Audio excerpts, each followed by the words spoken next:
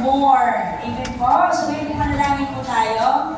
So, ano man po ang ating ipagkakaloob, meron kang ipinapangako sa Diyos, doon tayo ipagkaloob ng dito.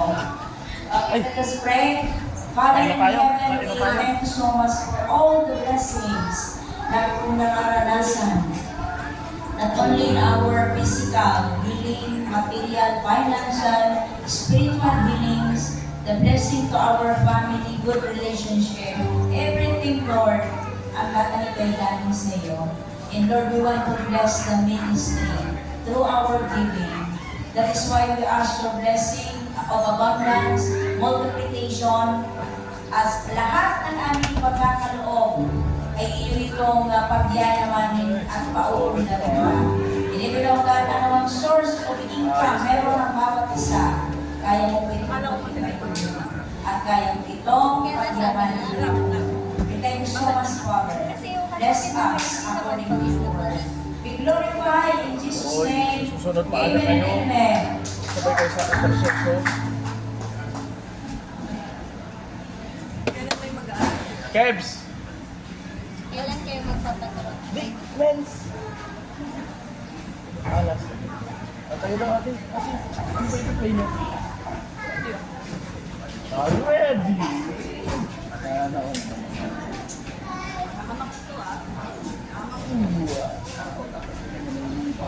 Thank you so much, Pastor Sammy. Ngayon po ay, habang tayo po ay nasa oras ng pagbibigay ng ating handog at gabot, tawagan po natin ang mga naghanda para mag-alay sa atin ng special number. Ayan, magsisimula na po sa pinakabata hanggang sa pinakabata. Tawagin natin po, walang iba para magbigay sa atin mula sa live group ng Tagumpong KKB. Ito, naka-video ako. Palakpakan mo natin siya. Pa? KKB Tagumpong ay pinangungunahan po ng ating young adult coordinator and na si Sister Monique Opiana, our number one multimedia artist. And kasama po dyan si Brother Ken. Sabi ka lang. Pinaghandaan daw po nila nito after 31st anniversary, nagpa-practice na daw po sila. Palakpakan mo muli natin, KKB Tagumpong.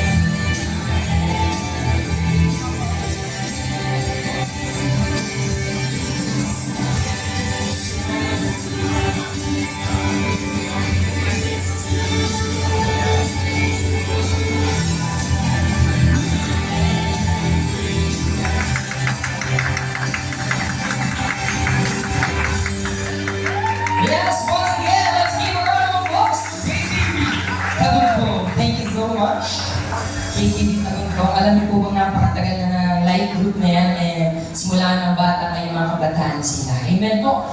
And ang susunod po natin na tatawagan to give us a special number. Month of June, ano pong sinaselebrate pag month of June? Di ko po kayo naririnig. Ano po? Father's Day! Kaya tawagin na po natin, walang iba, ang Men's Ministry to give us a strong number. Sa pangunguna po ni Bong ay mali po. Yan adult po pala si Kuya Bong.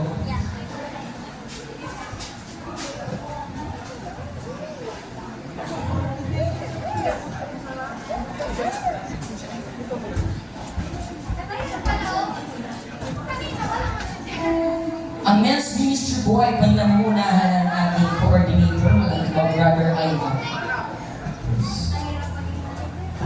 Hindi po ako kasama.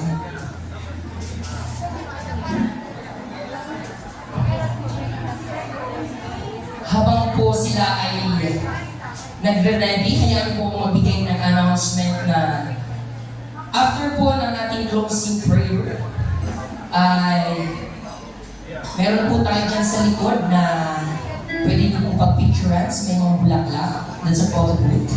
And meron po ang kabataan na fundraising kung saan nagbebenta po sila ng t-shirt with the design of our team. Saan po naka-display?